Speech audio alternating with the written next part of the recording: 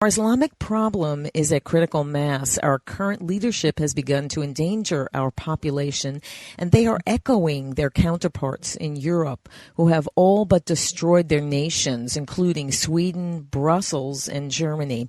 This is precisely why knowing where the candidates stand on the ideology of Islam is imperative, and that's why I asked my next guest to join us to discuss this. For my new listeners, Dr. Andrew Bostom is an internationally renowned author, speaker, and broadcast media guest, an associate professor of medicine at the Warren Alpert School of Medicine at Brown University.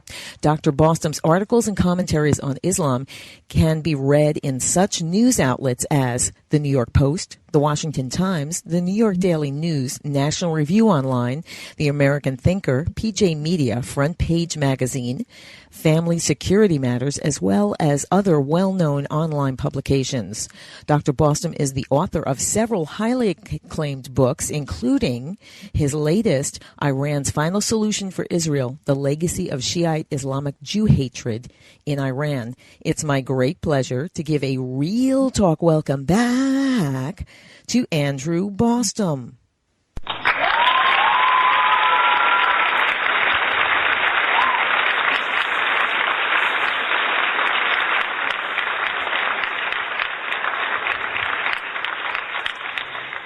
Welcome back, Andy.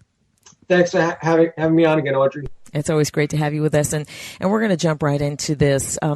Europe has been on its own suicide mission by bringing hordes of unvetted Muslim migrants into their countries, mostly men of military age, going on public assistance. And now the violence, including rape, is becoming a pandemic.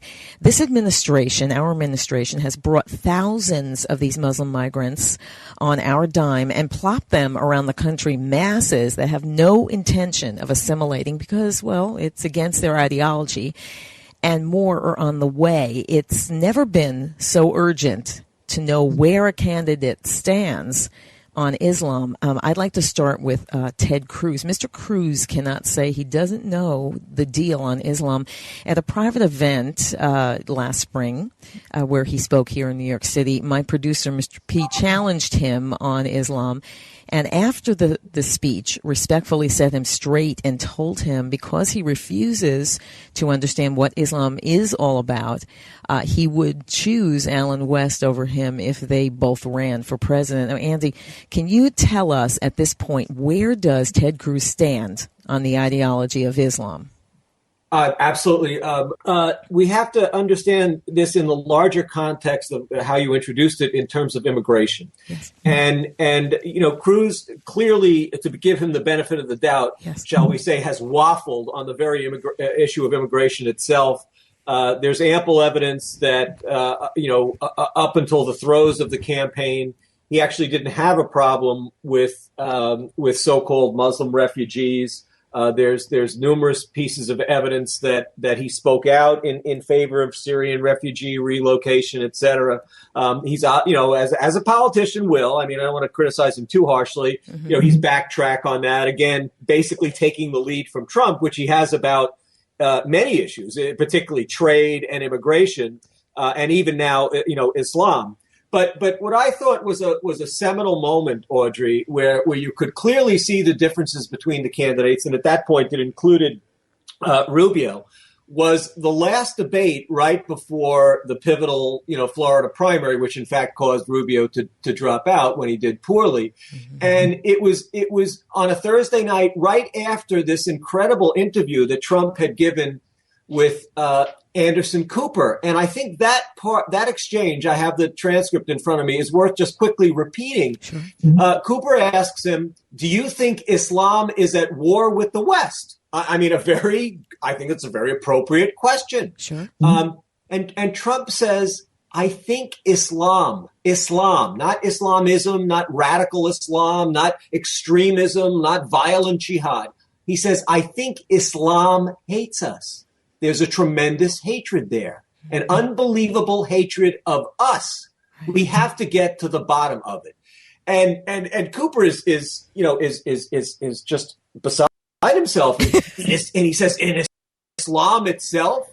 And then Trump does get a little coy. He says, but you're going to have to figure that out. You'll get another Pulitzer, he says to him, but you're going to have to figure that out. But then he doubles down. He says, but there is a tremendous hatred, and we have to be very vigilant. We have to be very careful. We can't allow people coming into the country who have this hatred of the United States.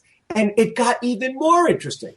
Cooper, again, he's beside himself.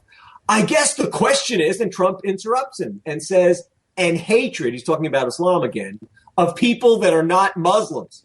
And Cooper continues his question. I guess the question is there a war between the West and radical Islam, or is there a war between the West and Islam itself? And Trump, again, a little bit coy, says, I guess it is radical, but it is very hard to define. It is very hard to separate because you don't know who is who. Now, look, it's not the most sophisticated discussion of things. He's still getting up to speed on this, whether people like it or not. But his instincts, this is what's so different, Audrey. His instincts are Islam hates us.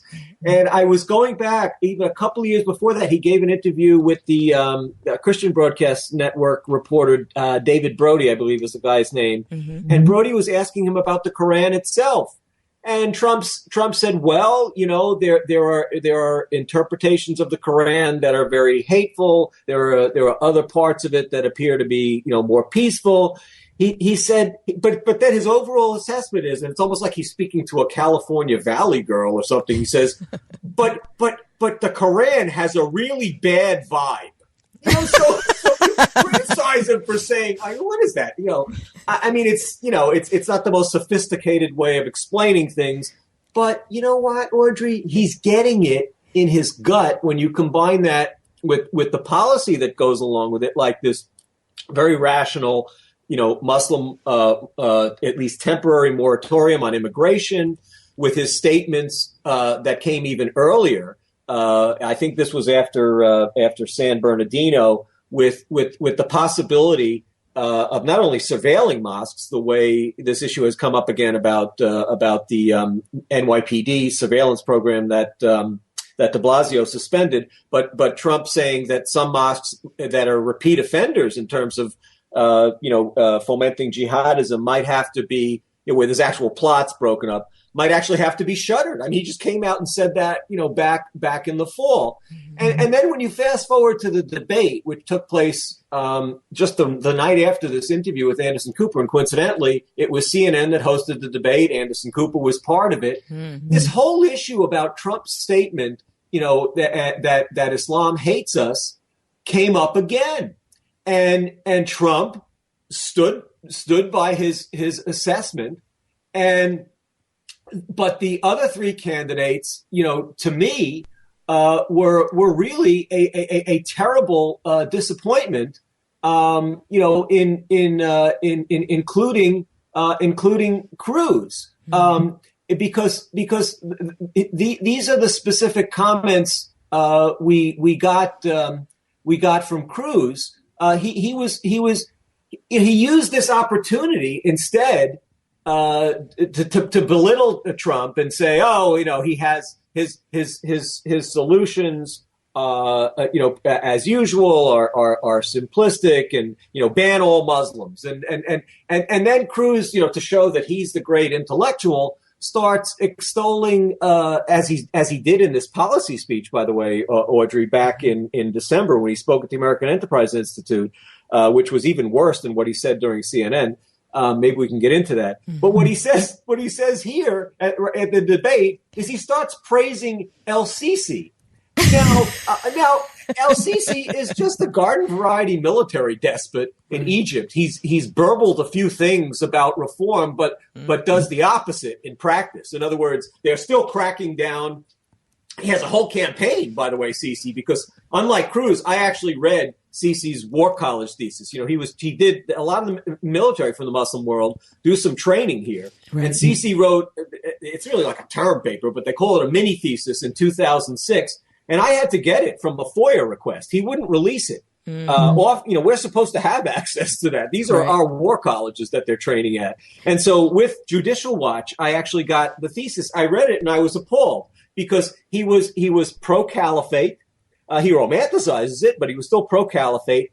He was pro-Sharia, and he was virulently anti-secular or anti-secular consensus. And I just it stuck in my mind as he became the elected or selected leader in Egypt. But then his policies, despite a couple of speeches he's given around Christmas the last 2 years, his policies have been, there's actually a campaign to extirpate atheism, like it's a big problem in Egypt, to continue prosecutions for blasphemy. And the more recent prosecutions for blasphemy have included journalists and even Coptic young men who simply made, after the horrific scene of those beheadings of Copts on the beach in Libya, they as a protest, they made a little video mocking ISIS. Well, that was considered to be insulting Islam in Egypt, and those young men were recently sentenced,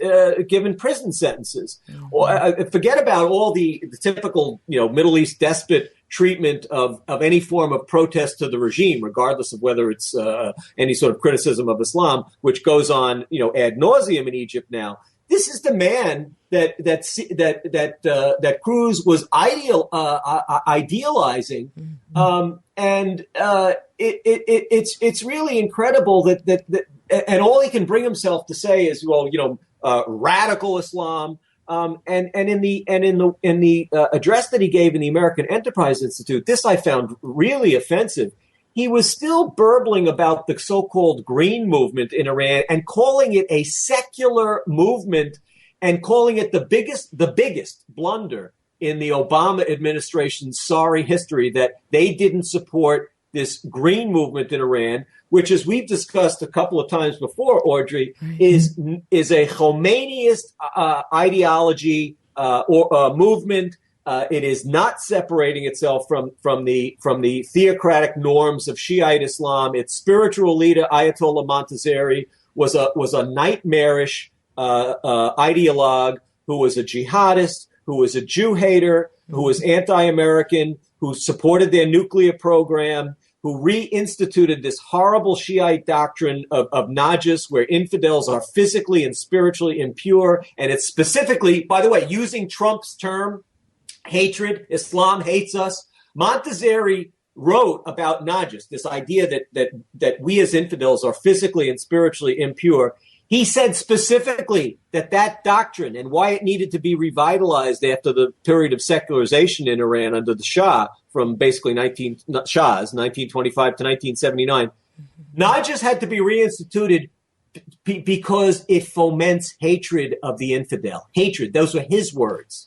And then, of course, the political leader who was still under house arrest for the Green Movement was a former prime minister under Khomeini, Mir Hussein Mousavi, who actually helped get their clandestine uranium enrichment program started. And of course, even when he was allowed to campaign in 2009 before he was arrested, he was still pro-nukes, anti-American, virulent anti-Semite, referred to Israel as a cancer that needed to be removed. I mean, this is the level of ignorance of this man who passes himself off as the sophisticated, presidential candidate. It was just, and so, and I doubt that Trump knows anything about what I've just said about the Green Movement. And that's unfortunate. Mm-hmm. But at least his instincts don't lead him off into these nonsensical delusions about what should or shouldn't have been done with Iran. Yeah, the sophisticate, he recently, and this is because I'm sure he got feedback that there were many people who on our side that happened to be fairly educated on, since 9/11 on the ideology of Islam. So he added to his advisory staff Frank Gaffney of the Center for Security Policy. But isn't it possible that he could easily be dropped off that staff if one of his large money donors disapproved? Andy? I guess I didn't know the timing about that. I looked at the list. Frank may be an exception, but I looked at the list and I was very unimpressed with it. And it starts at the top. with Victoria Coates, who is an art historian. And her most recent op-ed about Iran was god awful.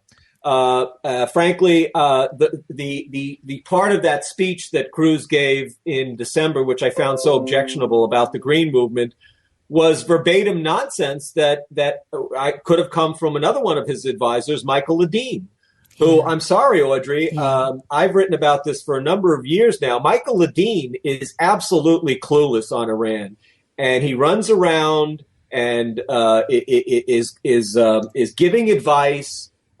Gives advice to the Israelis, which sadly I've even seen Carolyn Glick adopt, about this ridiculous notion that the United States, the Israelis, should simply have supported or continue to this day to support the Green Movement, which will in turn lead to regime change in Iran. Regime change to what? 83% of the population are, by hard data from Pew, are Sharia supremacists, even after the horrors that have taken place with the reinstitution of the Sharia for going almost 40 years now, since 1979.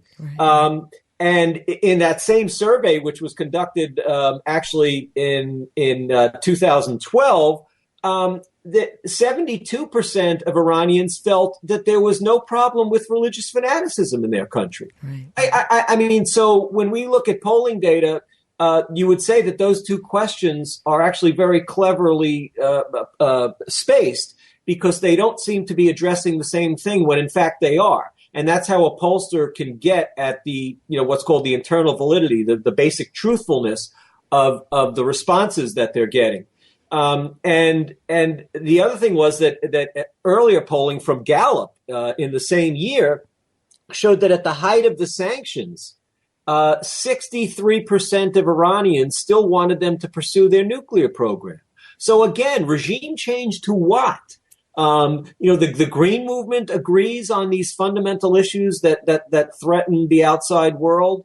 It's just ridiculous. It's preposterous. And I think that if this is the kind of advice that he's getting, and also this nonsensical burbling about Sisi. Look, Sisi is preferable to a full-throated Muslim Brotherhood regime, right, which basically was removed because they were horrible stewards of the economy. They took a moribund economy and they tanked it altogether. Right. That's why the people were out in the streets, not because they opposed the Muslim Brotherhood's ideology. That's just baloney. Yeah, that's true. But I think this is a level of naivete that passed off as sophistication. That's really dangerous. Yeah, I couldn't agree. Frankly, well, I was relieved to see that Walid Faris is an advisor to the Trump campaign in distinction to these others that were associated with Cruz, because Walid, it was also striking. Walid was the only native. He's a Maronite, a Catholic from who escaped from Lebanon. Oh, that's fluent in Arabic, and has written some very important treatises about the Lebanon conflict in particular. But what Walid gets, even I've had disagreements with Walid on certain policy things, but what Walid gets, and I have great respect for this, is the idea that the resurgence of Islam in the Middle East after some dabblings with Western ideologies and secularism has caused a situation where the only way to preserve the non-Muslim populations is literally to create enclaves for them. And of course, that was actually the model for Lebanon, which collapsed. But obviously that's how Israel survives. But Walid understands that from the perspective of a non-Muslim minority in the Middle East, and he points to one interesting place where it's been a success, which is East Timor, in far removed. It's part of the Indonesian archipelago, and he's absolutely right. The Australian army went in there and prevented the full-fledged genocide from taking place. That hundreds of thousands were killed anyway. But now there's a Christian enclave in East Timor, And I think the fact that Waleed gets that, it puts him head and shoulders above the entire staff that Cruz has assembled. Right, exactly. I think what we have with Cruz and the individuals so far that he's assembled are it's kind of like borderline. So in other words, to keep quiet those that are trying to bring attention to this, this serious problem. You mentioned already about Trump, pretty much his position. Let's be honest, if it wasn't for him in the race, no one would be talking about the Muslim migrants or the danger their ideology poses to freedom. Another amazing thing just happened. So this may be a little outdated for some of your listeners, some of the stuff we're talking about, but just this past weekend, there was a whole kerfuffle about Trump's great advisor, Steve Miller, who came over, not from the Steve Miller Band, but Stephen Miller, who was an advisor to Jeff Sessions and now is Trump's major policy advisor on immigration. He gave an incredible sort of panel interview on CNN where he pointed out one of the pitfalls of our immigration policy is the dramatic increase in female genital mutilation. And he was talking about Muslim immigration, and the panel went crazy. And it turns out he was referring to I'm as my background's in epidemiology as well as internal medicine. So I regularly read the public health literature. And lo and behold, just this month, an incredible paper has come out, published, it's CDC data, but published in a public health journal. Female genital mutilation has gone up 300% since 1990 in the United States. Wow. And the paper was clear enough to say it's because of immigration. Now you have to read into the paper and say, well, immigration from where? The major culprits that the authors argue in terms of this terrible increase are, lo and behold, Egypt, Somalia, and Guinea. Now Egypt and Somalia are Muslim countries, overwhelmingly Muslim countries. Right.